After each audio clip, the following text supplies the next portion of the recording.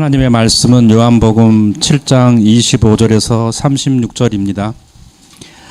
예루살렘 사람 중에서 어떤 사람이 말하되 이는 그들이 죽이고자 하는 그 사람이 아니냐. 보라, 드러나게 말하되 그들이 아무 말도 아니하는도다. 당국자들은 이 사람을 참으로 그리스도인 줄 알았는가. 그러나 우리는 이 사람이 어디서 왔는지 아노라. 그리스도께서 오실 때에는 어디서 오시는지 아는 자가 없으리라 하는지라. 예수께서 성전에서 가르치시며 외쳐 이르시되 너희가 나를 알고 내가 어디서 온 것도 알거니와 내가 스스로 온 것이 아니니라. 나를 보내신 이는 참되시니 너희는 그를 알지 못하나 나는 아노니 이는 내가 그에게서 났고 그가 나를 보내셨음이라 하시니 그들이 예수를 잡고자 하나 손을 대는 자가 없으니 이는 그의 때가 아직 이르지 아니하였음이라. 무리 중에 많은 사람이 예수를 믿고 말하되 그리스도께서 오실지라도 그 행하실 표적이 이 사람이 행한 것보다 더 많으라 하니 예수에 대하여 무리가 수근거리는 것이 바리새인들에게 들린지라. 대제사장들과 바리새인들이 그를 잡으려고 아랫사람들을 보내니 예수께서 이르시되 내가 너희와 함께 조금 더 있다가 나를 보내신 이에게로 돌아가겠노라. 너희가 나를 찾아도 만나지 못할 터이요 나 있는 곳에 오지도 못하리라 하시니 이에 유대인들이 서로 묻되 이 사람이 어디로 가기에 우리가 그를 만나지 못하리요. 헬라인 중에 흩어져 사는 자들에게로 가서 헬라인을 가르칠 터인가. 나를 찾아도 만나지 못할 터이요 나 있는 곳에 오지도 못하리라 한 이 말이 무슨 말이냐 하니라. 아멘. 우리 주 예수께서 모세가 너희에게 율법을 주지 아니하였느냐. 너희 중에 율법을 지키는 자가 없도다. 너희가 어찌하여 나를 죽이려 하느냐라고 말씀하시자 무지한 군중들은 당장 당신은 귀신이 들렸도다. 누가 당신을 죽이려 하나이까라고 말하며 도전했습니다. 그런데 곧바로 예루살렘 사람 중에 어떤 사람들이 예루살렘의 종교 지도자들이 예수님을 죽이려 한다는 사실을 노출합니다. 25절에 보니 예루살렘 사람 중에서 어떤 사람이 말하되 이는 그들이 죽이고자 하는 그 사람이 아니냐. 여기서 개역개정이 어떤 사람이라고 단수로 읽힐 정도로 번역했는데 이런 오역은 독자들에게 큰 해를 끼칠 수 있습니다. 원어로 보면 정확하게 복수형입니다. 즉 예루살렘의 어떤 사람들입니다. 일단 여러분의 성경에다가 바로 써놓으세요. 여러분이 요한복음 읽을 때 예루살렘의 어떤 사람 한 사람으로 생각하면 큰일 나잖아요. 어떤 사람들, 이들은 이 예루살렘의 어떤 사람들인데 이들은 지독하게 예수님을 증오하고 싫어하는 특별한 무리들의 사람들입니다. 마치 바울이 복음 사역을 할 때 그를 죽이지 않으면 아무것도 먹지 않기로 굳게 맹세한 40명의 동맹자들 같은 부류입니다. 날이 새매 유대인들이 당을 지어 맹세하되 바울을 죽이기 전에는 먹지도 아니하고 마시지도 아니하겠다 하고 이같이 동맹한 자가 40여 명이더라. 거짓 신자들 중에는 언제나 참된 복음을 전하는 자들을 향하여 가장 지독하게 대적하고 방해하는 자들이 있습니다. 바로 이러한 자들이 특별하게 예수님을 대적하여 일어난 것이, 그런데 아이러니하게도 이 지독하고 교만한 예루살렘의 유대인 부류들에 의해 예루살렘의 당국자, 즉 사대들인 사람들이 예수를 죽이기로 결의한 것이 폭로됩니다. 따라서 방금 전에 예수님을 향해 누가 당신을 죽이려 하나이까라고 말하며 예수님이 귀신 들렸다고 떠든 군중의 도전은 무식에서 나온 것으로 곧바로 드러납니다. 이 열성파 유대인들 때문에. 그런데 그 독한 부류의 유대인들이 외칩니다. 보라, 드러나게 말하되 그들이 아무 말도 아니하는도다. 당국자들은 이 사람을 참으로 그리스도인 줄 알았는가. 얼마나 세냐 하면 당국자들, 즉 바리새인, 이 또 사두개인, 이 사네드린의 가장 중심된 당국자들, 이 졸개들, 아랫사람들, 성정 경비병들을 불러가지고 보낼 수 있는 그런 무력, 권력의 권한 가지고 있는 이 당국자들 향해서 비판하고 있는 이들입니다. 보라, 드러나게 말하되 그들이 아무 말도 아니하는도다.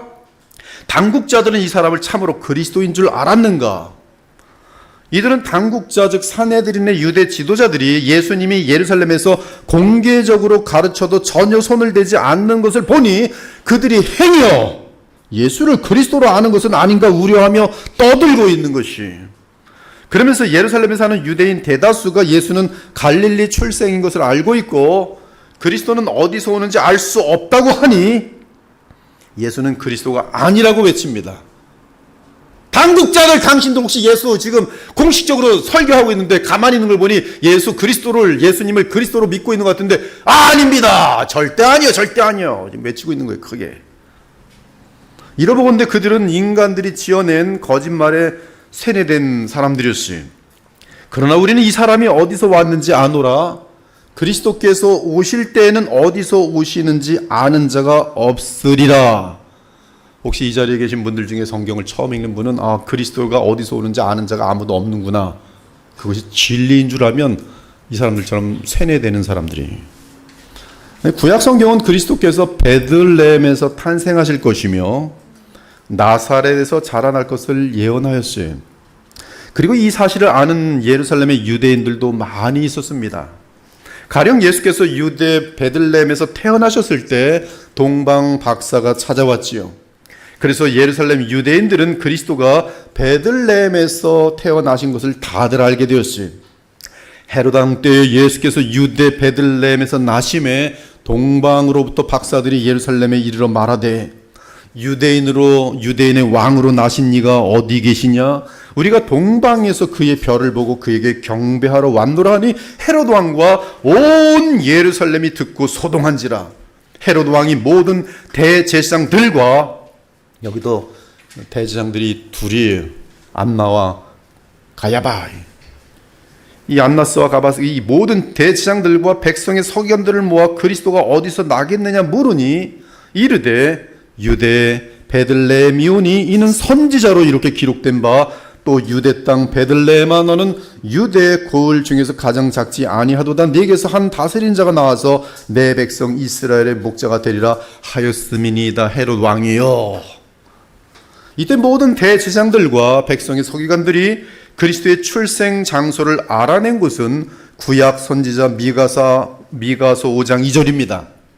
즉 예루살렘에 사는 유대인들은 구약의 예언을 통해 그리스도가 다윗의 씨로 와서 베들레헴에서 태어날 것을 분명히 알고 있었습니다. 따라서 예수님을 노골적으로 대적하는 그 열성 분자들의 거짓말은 곧바로 또 다른 예루살렘 무리들에 의해 들통납니다. 7장 40절 이하를 보니 이 말씀을 들은 무리 중에서 어떤 사람은 이 사람이 참으로 그 선자라 하며 어떤 사람은 그리스도라 하며 어떤 이들은 그리스도가 어찌 갈릴리에서 나오겠느냐 성경에 이르기를 그리스도는 다윗의 씨로 또 다윗이 살던 마을 베들레헴에서 나오리라 하지 아니하였느냐 하며. 방금 전에 열성분자들은 뭐라고 말했습니까? 그리스도께서 어디서 태어나는지 우리는 알지 못하는도다. 여긴 분명히 성경에 이르기를 그리스도는 다윗의 씨로 또 다윗이 살던 마을 베들레헴에서 나오리라 하지 아니하였느냐 하며. 이들도 지금 예수님을 반대하는 사람이 예수님이 갈릴리 사람인 줄 알고 그러나 바로 이 그리스도는 베들레헴에서 태어난다는 것을 다들 알고 있는 것이 예수로 말미암아 무리 중에서 쟁론이 되니 그 중에는 그를 잡고자 하는 자들도 있으나 손을 대는 자가 없었더라. 한편 예루살렘에 사는 유대인들이든 북쪽의 갈릴리 지역에 사는 유대인들이든 그들이 잘 알지 못하는 사실이 하나 있었습니다. 그것은 예수께서 베들레헴에서 태어나셨지만 헤롯 왕이 예루살렘 주변으로 2살 아래 아이를 다 죽이려 할 때에 하나님께서 어린 예수님을 가족과 함께 애굽으로 내려가도록 하셨다가 나중에 그곳에서 갈릴리로 오게 하셔서 자라나게 하신 사실이 마태복음 2장 13절 이하에 동방 박사들이 떠난 후에 주의 사자가 요셉에게 현몽하여 이르되 헤롯이 아기를 찾아 죽이려 하니 일어나 아기와 그의 어머니를 데리고 애굽으로 피하여 내가 내게 이르기까지 거기 있으라 하시니 요셉이 일어나서 밤에 아기와 그의 어머니를 데리고 애굽으로 떠나가 헤롯이 죽기까지 거기 있었더라. 헤롯이 죽은 후에 주의 사자가 애굽에서 요셉에게 현몽하여 이르되 일어나 아기와 그의 어머니를 데리고 이스라엘 땅으로 가라 아기의 목숨을 찾던 자들이 죽었느니라 하시니 요셉이 일어나 아기와 그의 어머니를 데리고 이스라엘 땅으로 들어가니라. 그러나 아켈라오가 그의 아버지 헤롯을 이어 유대 임금됨을 듣고 거기로 가기를 무서워하더니 꿈에 지시하심을 받아 갈릴리 지방으로 떠나가 나사렛이란 동네에 가서 사니 이는 선지자로 하신 말씀에 나사렛 사람이라 칭하리라 하심을 이루려 함이로라. 즉 선지자들은 구약에서 정확하게 예수님은 이 나사렛 사람으로 성장할 것이다 예언하고 있는 것이, 이 나사렛 사람이라 칭하리라는 예언은 이사야 11장 1절에서 깊게 가져온 내용입니다. 이새의 줄기에서 한 싹이 나며 그 뿌리에서 한 가지가 나서 결실할 것이요. 여기서 이새의 줄기는 히브리 단어로 네세르이며, 나사렛이죠. 네세르이며 천하고 낮다는 뜻입니다. 사실 다윗 왕자는 세월이 지나면서 무력해지고 가난해졌어요. 그래서 다윗의 후손들은 대부분 보잘것없는 평민이 되었습니다. 마리아의 남편 요셉도 다윗의 왕조이지만 평민이 된 사람들 중 하나였어요. 그가 나사렛으로 갈 때 그 당시 갈릴리의 나사렛 동네에는 천하고 보잘것없는 가난한 평민들이 모여 살고 있었습니다. 사도 마태는 예수께서 왕족임에도 불구하고 멸시받으시는 출생 신분인 것을 나타내기 위해 그가 나사렛 사람이라 칭함 받은 것을 강조합니다. 그러나 그의 뿌리는 이새의 줄기에서 난 한 싹입니다. 즉 다윗 왕 그의 바로 그 직속 그 씨예요. 즉 그는 메시아이십니다. 하지만 메시아는 가난하고 힘없는 평민들이 모여 사는 나사렛 사람 또는 갈릴리 사람으로 일컬어질 것입니다. 이처럼 예수님은 베들레헴에서 태어나셨고 2살 또는 3살 때부터 갈릴리 나사렛에서 성장하셨습니다. 하지만 이 두 가지 사실을 다 아는 사람은 예수님의 부모님과 가족들 그리고 일부 친척들 뿐이었어요. 대다수의 유대인들은 예수님의 고향이 또 예수님이 태어난 곳이 갈릴리 나사렛이라고만 알고 있었습니다. 아무튼 예루살렘의 극성 유대인들은 예수님이 어디서 왔는지 안다고 하며 그리스도가 오실 때는 어디서 오는지 아는 자가 없다고 거짓말을 했어요. 그들은 그리스도가 베들레헴에서 태어난 것을 알고 있음에도 사람들이 지어낸 거짓말을 믿고 말합니다. 물론 그들은 예수님을 갈릴리 나사렛 사람으로 알고 있습니다. 하지만 그들은 그리스도가 베들레헴에서 태어난다는 사실에 대해 모르는 척합니다. 그 이유는 만일 예수께서 행여 베들레헴에서 태어났다면 그리스도 예수님을 배척하려는 자기들의 이 강력한 입지는 순식간에 무너지기 때문입니다. 이때 이 극성 유대인들의 말을 들으신 예수께서 대답하십니다. 그런데 예수님은 본인이 베들레헴 태생이라는 것을 밝히시기보다 갈릴리 사람인 것을 인정하며 오히려 사람으로 오시기 전의 상태를 언급하십니다. 내가 스스로 온 것이 아니니라 나를 보내신 이는 참되시니 너희는 그를 알지 못하나 나는 아노니 이는 내가 그에게서 났고 그가 나를 보내셨음이라. 이 말씀은 아버지 하나님과 이 세상에 오시기 전에 그리스도와의 독특하고 친밀한 관계를 계시하는 내용이, 우리 주님은 유대교 지도자들 및 일반 무리들과는 달리 하나님과 직접적이고 개인적인 관계를 맺고 있다고 주장하십니다. 이 주장은 태초에 말씀이 계시니라 이 말씀이 하나님과 함께 계셨으니 이 말씀은 곧 하나님이시라는 요한복음의 이 프롤로그와 일치합니다. 예수님이 아버지에 대해 아는 것은 창조 이전의 체험적인 지식으로서 그의 신성과 선제성을 나타냅니다. 예수님의 이 주장은 율법과 선지자를 통해 하나님을 알고 있다고 자부하던 유대인들의 입을 다물게 만들어버렸어요. 특히 예수께서 내가 그에게서 낳고 그가 나를 보내셨다라고 할 때 그에게서 낳고라는 뜻은 그냥 영원한 상태를 의미하는 그런 현재형 동사로 되어 있어요. 이 뜻은 그에게서 낳고라는 뜻은 보내심을 받기 전에 나오고 있는 상태예요. 하여튼 나온 것입니다. 나온 것을 뜻해요. 예수님은 내가 그에게서 나오고라고 말씀하심으로 자신이 하나님으로부터 나오시며 또한 직접 하나님으로부터 왔음을 진술하십니다.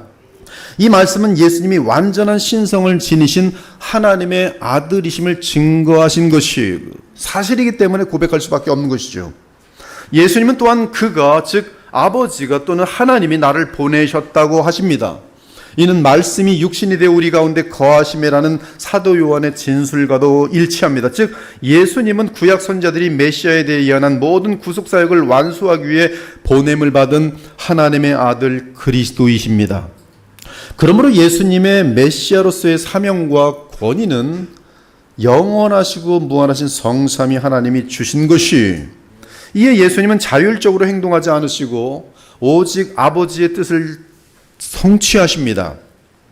아버지의 뜻은 죄에서 인류를 구원하는 것이, 그것은 곧 인류를 멸망시키지 않고 구원하는 것입니다. 이 구속사역은 요한복음 3장 17절에 요약되어 있어요. 하나님이 세상을 이처럼 사랑하사 독생자를 주셨으니 이는 그를 믿는 자마다 멸망하지 않고 영생을 얻게 하려 하심이라. 하나님이 그 아들을 세상에 보내신 것은 그로 말미암아 세상이 구원을 받게 하려 하심이라. 이러한 구원을 위해 하나님으로부터 보냄을 받은 하나님의 아들 예수 그리스도는 십자가에서 자기 백성의 죄를 속량하실 것입니다. 인자가 온 것은 자기 목숨을 많은 사람의 대속물로 주려 함이니라. 이처럼 하나님께서는 죄인을 위해 자신의 목숨을 기꺼이 내어놓을 메시아로 영원하신 아들을 보내셨습니다. 하나님은 자신이 어떤 분이신지 알려주시고 그의 은혜와 자비를 온전히 드러낼 메시아로 아들을 보내셨습니다. 이것이 사실이요 진리입니다. 그렇지 않다면 지금 여러분들은 지금 뭐를 하고 있는 겁니까? 그러므로 예수님은 극성 유대인들에게 대답하며 그 자리에 모여있는 무리에게 진리를 선포하십니다. 내가 스스로 온 것이 아니니라. 나를 보내신 이는 참되시니 너희는 그를 알지 못하나 나는 아노니 이는 내가 그에게서 났고 그가 나를 보내셨음이라. 놀라운 것은 예수님의 이 말씀을 듣는 무리 중에 마음이 열린 자들이 생겨났어요. 그리고 그들은 예수님이 하신 말씀을 믿고 이해했습니다. 무리 중에 많은 사람이 예수를 믿고 말하되, 그러자 예루살렘의 유대인들, 즉 유대교 지도자들에게 속한 자들은 당장 예수님을 잡고자 했습니다. 그들은 예수님의 가르침이 무리에게 큰 영향을 끼치는 것을 보면서 위협을 느낍니다. 하지만 예수님께 손을 댈 수 없었어요. 이는 그의 때가 아직 이르지 아니하였기 때문입니다. 이 말은 하나님이 모든 일들을 완전하게 통제하고 계신다는 뜻이, 지금 그의 때가 아직 이르지 아니하였다는 말은 요한복음의 후렴처럼 계속 반복됩니다. 하나님의 때가 아직 이르지 아니하였시, 하나님이 모든 일을 완전하게 통제하고 계신다는 뜻이, 하나님의 계획에 따르면 예수님은 아직 마지막 고난인 십자가의 죽음을 당할 시간이 되지 않았으니 아직 더 많은 지상 사역을 하셔야 합니다.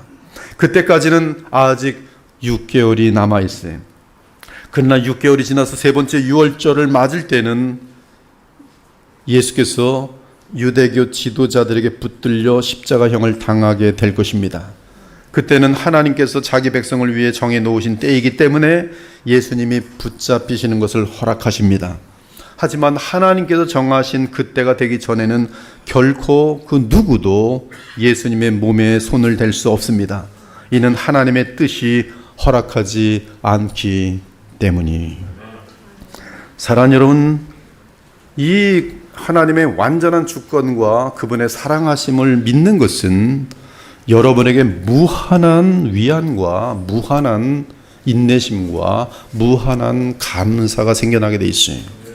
지금도 그리스도와 하나님을 믿고 의지하는 모든 신자들에게 하나님의 보호하심과 섭리는 완전합니다.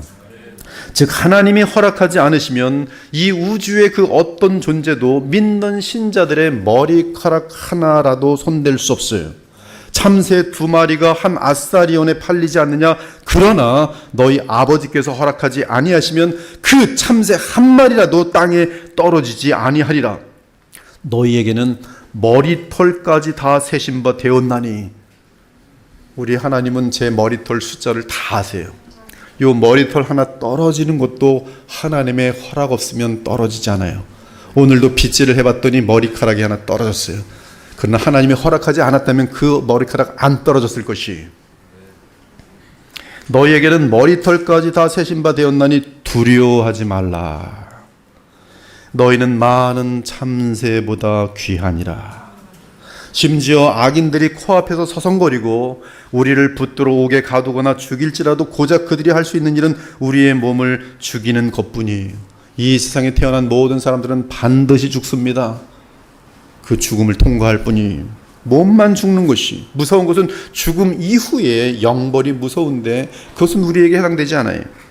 그러므로 우리 주님은 세상을 두려워하지 말라고 당부하셨어요. 몸은 죽여도 영혼은 능히 죽이지 못하는 자들을 두려워하지 말고 오직 몸과 영혼을 능히 지옥에 멸하실 수 있는 이를 두려워하라.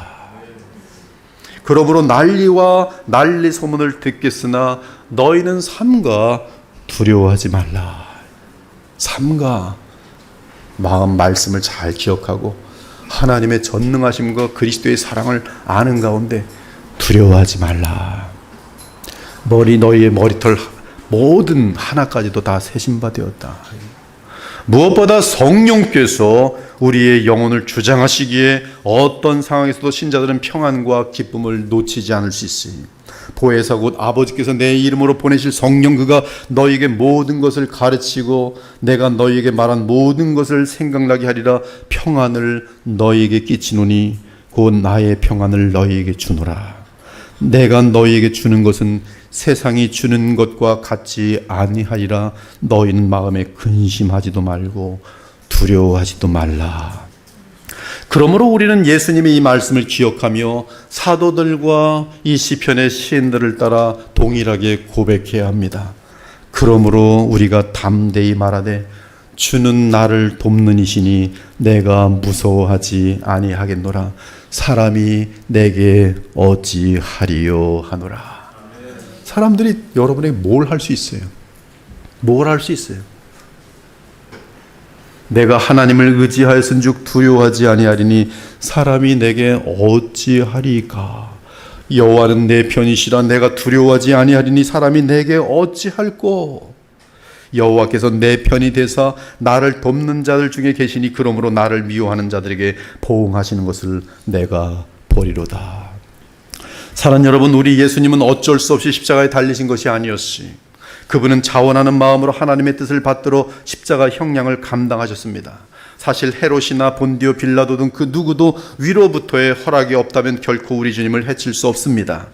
그들이 행한 모든 일은 오직 전능하신 하나님의 통제와 허락하에 행해졌을 뿐이. 그런데 우리 하나님은 우리를 위해 자기 아들까지 아끼지 않으시고 우리에게 주신 분이십니다. 그런 전능하신 하나님이 우리에게 유익이 되지 않는 상황을 허락하시겠습니까? 그럴 수 없습니다.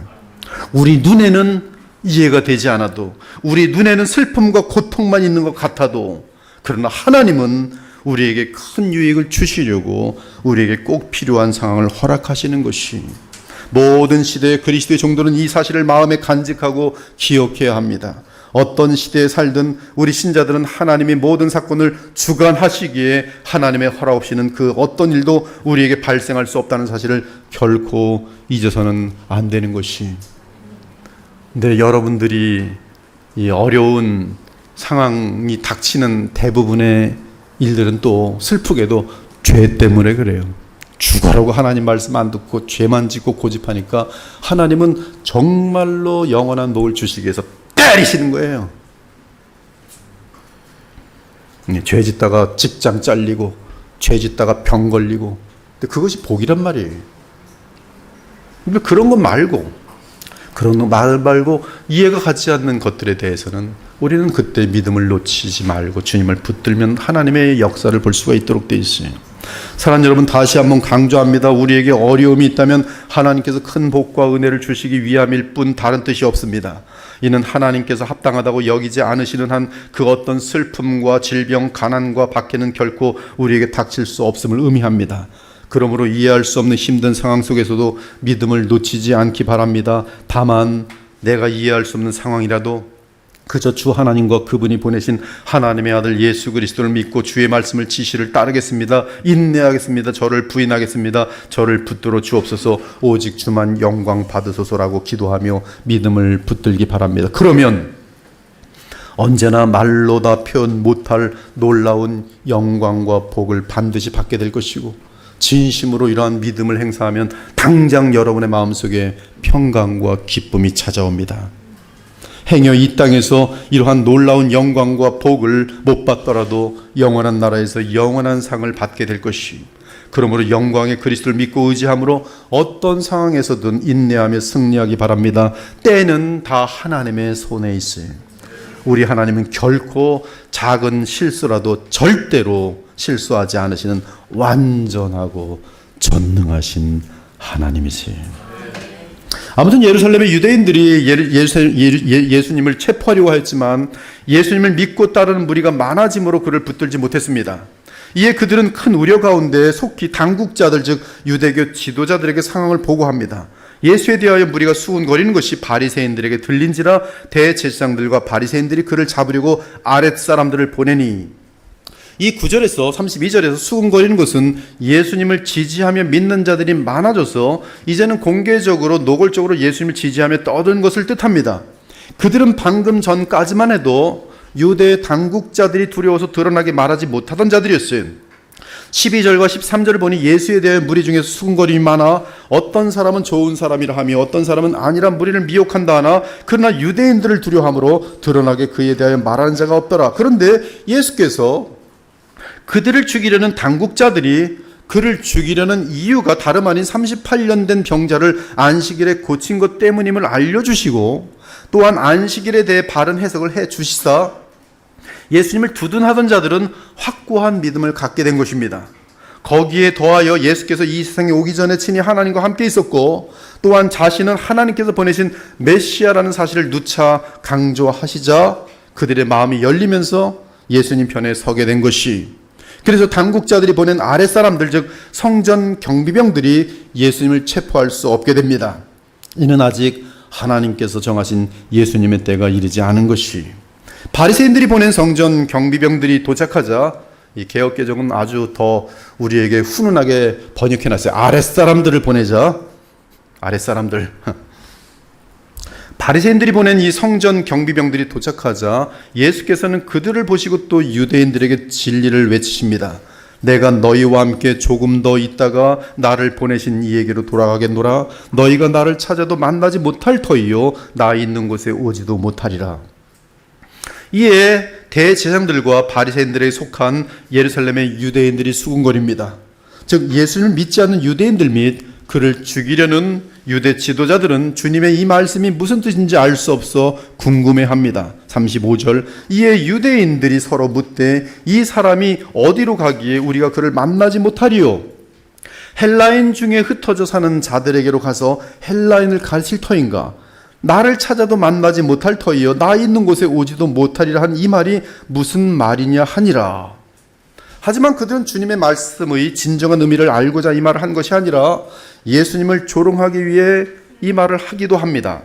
즉 헬라인 중에 흩어져 사는 자들에게로 가서 헬라인을 가르칠 터인가? 또 조금 후에는 이제 본문을 떠나서면 이자가 지금 자살하려고 그러는가? 그런 말까지도 추가시켜 버립니다. 지금 이 말은 예수님을 조롱하며 그의 권위를 업신여기기 위한 말입니다.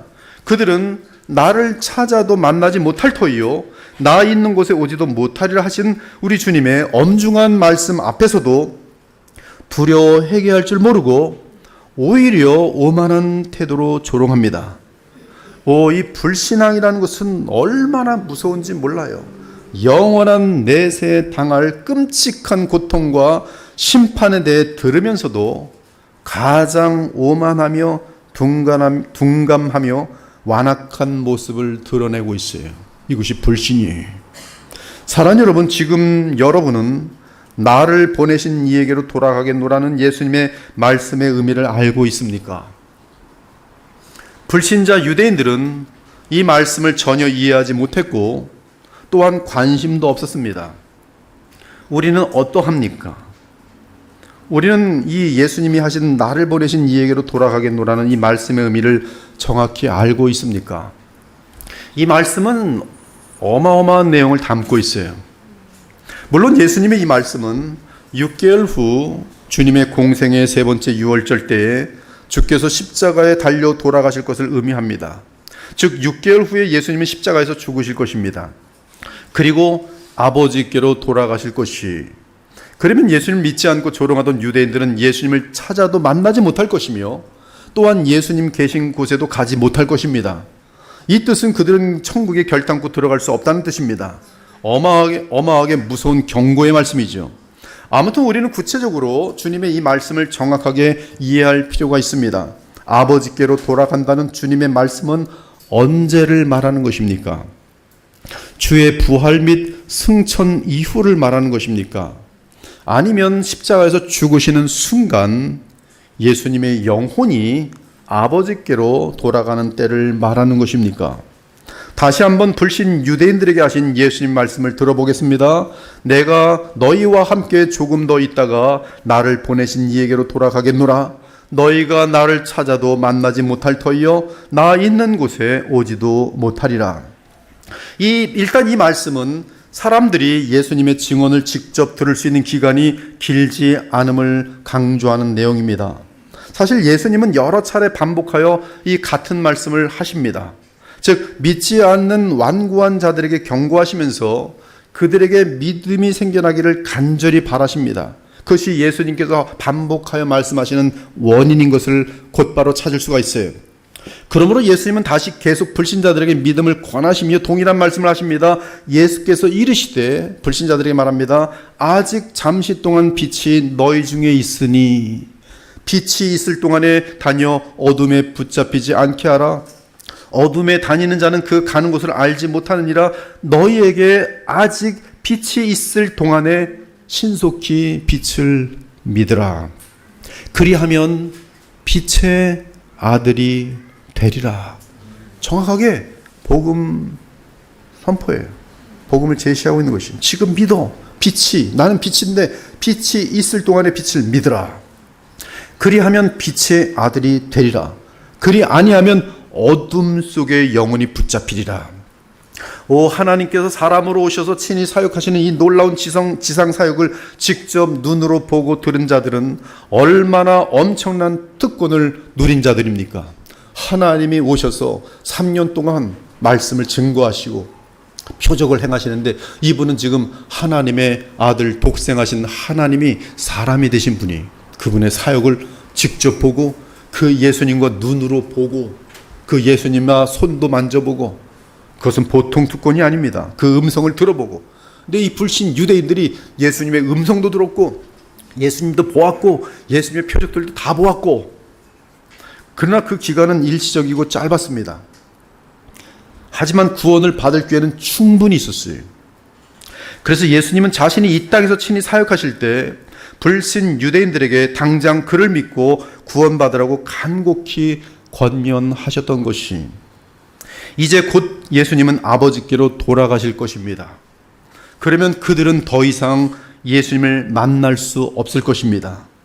이 뜻은 그들은 결코 아버지를 만날 수 없다는 뜻이, 그 이유는 죄 문제는 오직 예수님을 믿어야 해결되는데 죄 문제가 해결되지 않고서는 완전하게 거룩하신 하나님 아버지를 그 누구도 만날 수 없기 때문입니다. 따라서 불신앙의 유대인들은 지금 그들 눈앞에 보이는 예수님을 믿지 않으면 구원의 길을 영원히 놓치게 되는 것이, 예수님은 불신자들 앞에서 이 말씀을 하시고 곧바로 다시 분명하게 말씀하십니다. 다시 이르시되 내가 가리니 너희가 나를 찾다가 너희 죄 가운데서 죽겠고 내가 가는 곳에는 너희가 오지 못하리라. 나를 믿지 않으면 너희들은 죄 가운데 죽을 것이고 그 상태로는 아버지가 있는 천국에 오지 못하리라. 예수님이 불신 유대인들에게 이 말씀을 하셨을 때 그들은 그가 그 지역을 떠나거나 자살할 것이라고 생각했어요. 하지만 예수께서 말씀하신 바는 자신의 임박한 죽음과 부활 및 승천입니다.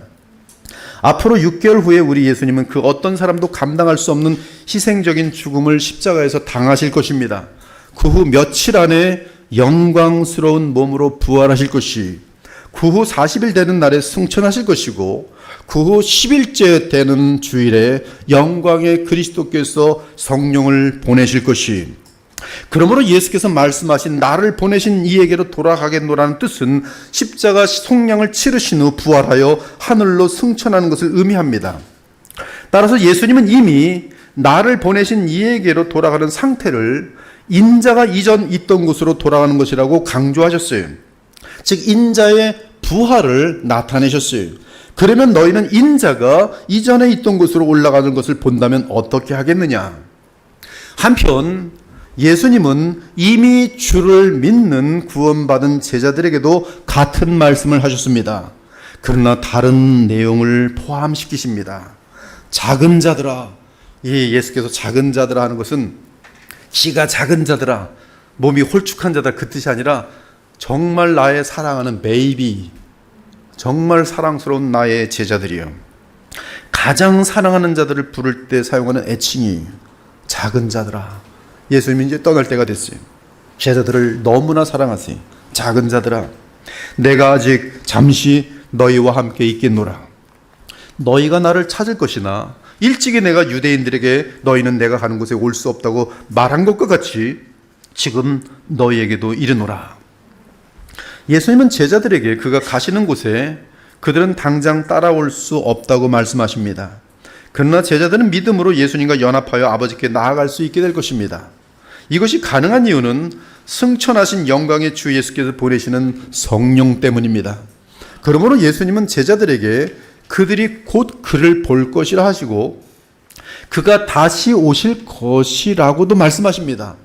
예수님의 말씀은 너무너무 깊어요. 알아갈수록 더 깊어서 너무 이 연구가 부족합니다. 죄송합니다. 너무 죄송해요. 너무 깊어요. 끝이 없어요. 이 복음의 세계는 무한합니다.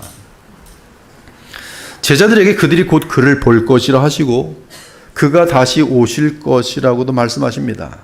이 복음의 체계를 계속 한 단계씩 밟아 들어가지 못하면 예수님 말씀이 전부 여러분에게 수수께끼로 남습니다. 뭔 소리지? 뭔 소리지? 이는 예수님이 잡힐 때 주님을 보지 못하게 될 것이지만 부활하신 후에 직접 보게 될 것을 말씀하신 것이고 또한 승천하신 후에는 성령 안에서 그들이 주와 교통하다가 먼 훗날 주의 재림 때에 눈과 눈으로 볼 수 있는 육체적 만남을 갖게 될 것까지 말씀하시는 내용이 전체 인류 역사 끝까지의 모든 내용을 담고 있어요. 내 아버지 집에 거할 것이 많도다. 그렇지 않으면 너에게 일렀으리라. 내가 너희를 위하여 거처를 예비하러 가노니 가서 너희를 위하여 거처를 예비하면 내가 다시 와서 너희를 내게로 영접하여 나 있는 곳에 너희도 있게 하리라. 내가 어디로 가는지 그 길을 너희가 아느니라. 제자들이 아는 그 길이 무엇입니까? 십자가에 속량하시고 부활하심으로 아버지를 만날 수 있도록 열어놓으신 길로서 예수님 자신이 그 길입니다. 즉 그 길은 믿는 자들의 죄를 속량하시고 부활하시는 주 예수 그리스도십니다. 그러므로 예수님은 제자들에게 곧바로 분명하게 말씀하십니다. 도마가 이르되 주여 주께서 어디로 가시는지 우리가 알지 못하거늘 그 길을 어찌 알겠사옵나이까? 예수께서 이르시되 내가 곧 길이요 진리요 생명이니 나로 말미암지 않고는 아버지께로 올 자가 없느니라. 이 말씀을 하시고 우리 주님은 원래 하신 말씀을 더욱 분명하게 말씀하십니다. 조금 있으면 세상은 나를 다시 보지 못할 것이로되 너희는 나를 보리니 이는 내가 살아있고 너희도 살아있겠음이라. 이 말씀은 제자들이 예수님이 죽으신 후 곧바로 주의 부활을 목격할 것임을 나타냅니다. 그런데 주님의 부활 후에 제자들은 예수님과 가장 친밀한 교제를 누리게 될 것이 어떻게 그럴 수 있습니까? 예수님도 살아있고 제자들도 살 것이기 때문이라고 설명하고 있어요. 그러면 제자들도 죽었다가 살아납니까? 그렇지 않습니다. 제자들에게 부활 생명이 임한다는 뜻이 어떻게 그리스도의 부활 생명이 임합니까? 주께서 보내시는 성령이 그들에게 임하심으로 주의 부활 생명이 제자들에게 있게 될 것이 소위 새 사람이요 새 생명입니다. 그 후 그들은 이 세상이 경험할 수 없는 방식으로 예수님의 임재를 경험하게 될 것이 그것은 영광의 주께서 보내시는 성령의 내주로 예수님을 만나는 것이 이제 제자들은 성령의 내주와 함께 하나님 나라의 복음 사역을 위임받고 주의 복음과 나라를 위해 살게 될 것입니다. 그들은 눈과 눈으로 만나볼 예수님을 소망하며 이미 자신 안에 성령으로 와 계신 그리스도와 동행하며 살아갈 것이 그 후 주의 재림 때에 그들 역시 부활하신 예수님처럼 육체의 부활과 함께 영원한 새하늘과 새 땅의 기업을 보상으로 받게 될 것이. 그러므로 예수님은 이런 말씀도 하셨습니다. 내가 갔다가 너희에게로 온다 하는 말을 너희가 들었나니 나를 사랑하였더라면 내가 아버지께로 감을 기뻐하였으리라. 아버지는 나보다 크심이라. 지금 내가 나를 보내신 이에게로 가는데 너희 중에서 나더러 어디로 가는지 묻는 자가 없고 도리어 내가 이 말을 함으로 너희 마음에 근심이 가득하였도다. 그러나 내가 너희에게 실상을 말하노니 내가 떠나는 것이 너희에게 유익이라. 내가 떠나가지 아니하면 보혜사가 너희에게로 오시지 아니할 것이요 가면 내가 그를 너희에게 보내리라. 주님이 떠난 것과 아버지께로 돌아가는 것, 보혜사를 보내심이 맞물려 있어요. 그리고 마침내 제자들이 다 이해하고 대답합니다. 주의 재림까지 겹친 이 모든 부활, 또 성령을 보내심으로 인한 그들과의 내조하심, 그리고 마침내 이 육과 육으로 만나게 될 주의 재림까지 다 들은 제자들이 이해하고 대답합니다. 내가 아버지에게서 나와 세상에 왔고 다시 세상을 떠나 아버지께로 가노라. 제자들이 말하되 지금은 밝히 말씀하시고 아무 비유로도 하지 아니하시니 우리가 지금해야 주께서 모든 것을 아시고 또 사람의 물음을 기다리시지 않는 줄 아나이다. 이로써 하나님께로부터 주께서 나오심을 우리가 믿사옵나이다. 오늘 제가 참 어려운 내용을 했지만 뭔 소리 하는 사람 아직도 있을 거예요. 뭐야 성경 좀 읽으세요. 복음 공부 좀 하시고.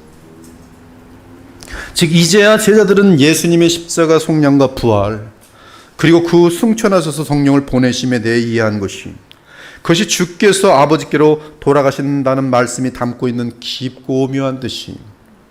그러므로 우리 예수님은 부활 승천하신 후 성령으로 신자들과 하나 되실 것입니다.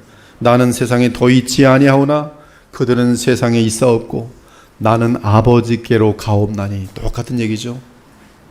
내가 세상을 떠나 아버지께로 가옵나니 거룩하신 아버지요 내게 주신 아버지의 이름으로 그들을 보존하사 우리와 같이 그들도 하나가 되게 하옵소서. 그 어느 날 마침내 아버지께로 돌아가신 예수님은 구름을 타고 다시 이 땅에 오실 것이. 이 말씀을 마치시고 그들이 보는데 올려져 가시니 구름이 그를 가리어 보이지 않게 하더라. 흰 옷 입은 두 사람이 그들 곁에 서서 이르되 갈릴리 사람들아 어찌하여 서서 하늘을 쳐다보느냐. 너희 가운데서 하늘로 올려지신 이 예수는 하늘로 가심을 본 그대로 오시리라 하였느니라. 이처럼 우리 주님은 자신을 믿는 제자들에게 이 세상 모든 상태, 내가 너희를 곧 십자가에 죽지만 부활할 것이요 부활한 다음에 너희와 영원히 함께 있으면서도 다시 오는 날에 너희와 눈과 눈으로 손을 붙들면서 만나게 될, 그리고 영원한 기업을 얻게 될 것이다. 다 상세하게 알려주셨어요. 이 내용들이 이제 앞으로 요한복음을 강론하면서 계속 펼쳐나갈 것이. 하지만 불신 유대인들은 하나님께서 사람으로 오신 예수 그리스도의 증언을 믿지 않고 도리어 그를 죽이려 했습니다. 사실 그들은 그들 눈앞에서 예수님을 당장 쫓아내고 싶었어요. 그들은 예수님이 죽고 사라지기를 원했습니다. 그들은 예수님이 성전에 계시는 것이 너무 싫었어요. 성전에서 가르치는 것에 대해서 막 분노를 했어요. 그들은 예수님이 없는 종교와 예수님이 없는 예배를 원했어요. 그러므로 예수님이 없는 교회는 유대교로 가게 돼 있어요. 가짜 적그리스도를 섬기게 돼 있어요. 나중에 십자가의 예수님을 모르는 종교는 가짜예요.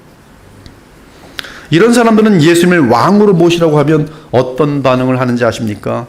그들은 자신들이 지옥에 떨어지더라도 예수를 왕으로 모시는 일은 없을 것이다라고 호언장담합니다. 만용이죠. 아까 이 고집센 그 무리들의 대답하고 똑같아요. 여러분들도 보면은 복음을 전하다 보면 그런 사람 많아요. 야, 예수님을 믿으니 내 이름을 믿겠다.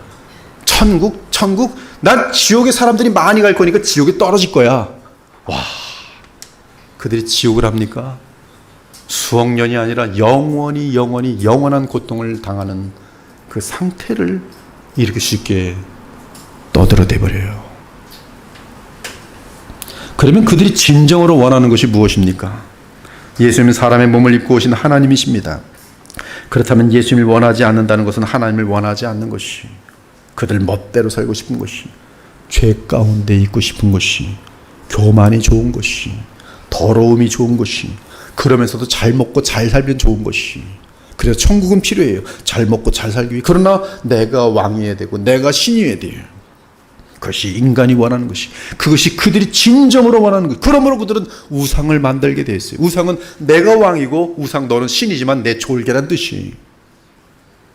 그래서 그리스도께서는 만일 너희가 나를 원하지 않는다면 너희는 죄 가운데 멸망할 수밖에 없다고 말씀하신 것이.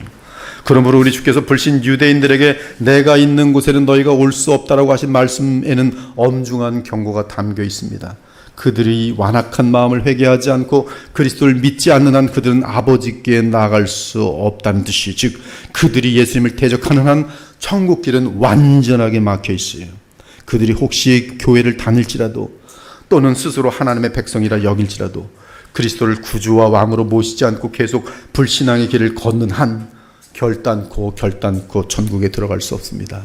잠시 안개와 같은 이 짧은 인생을 살고 영원한 고통의 지옥불로 떨어지게 되는 것이. 사랑하는 여러분, 천국은 예수 그리스도가 영원한 왕으로 계시는 영원한 하나님의 나라예요. 그러므로 지금 예수께서 왕이시기 때문에 하나님 나라가 이 땅에 성령과 함께 임하신 것이. 따라서 이 땅에서 그리스도를 사랑하지 않는 사람이라면 그분이 왕으로 계신 천국을 원할 리 없습니다. 즉 천국은 그리스도를 사랑하고 그분을 믿고 따르는 사람들이 가는 곳이, 그리고 그리스도인에게 천국의 기쁨은 이 땅에서 우리가 사랑했던 그리스도가 그곳에 영원히 계시기에 생기는 기쁨이.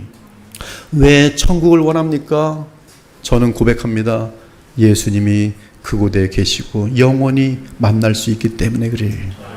이는 그리스도인에게 가장 큰 기쁨은 그리스도와 함께 하는 것이기 때문입니다.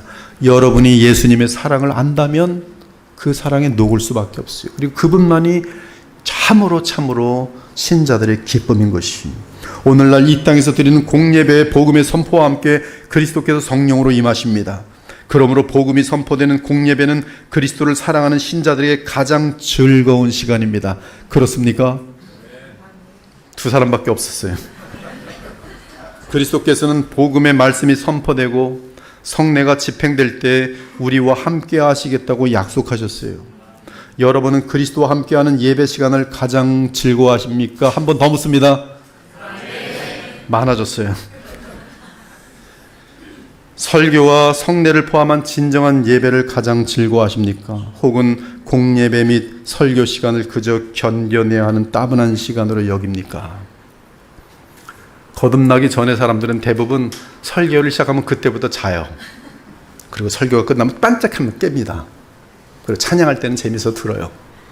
근데 말씀을 잘하면 또 자요. 예수님 얘기하면 또 자요. 지루하고 따분한 것이죠.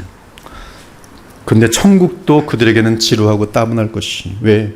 천국은 항상 그리스도를 만나는 예배로 가득한 곳이기 때문에 그래요. 여러분은 천국을 어떤 곳이라고 생각하셨습니까? 고통이 없고 먹을 것이 많고 서로 사랑하며 사는 따뜻한 곳이라고 생각하셨습니까? 맞습니다. 정확히 맞아요. 그러나 그것이 천국의 핵심은 아닙니다.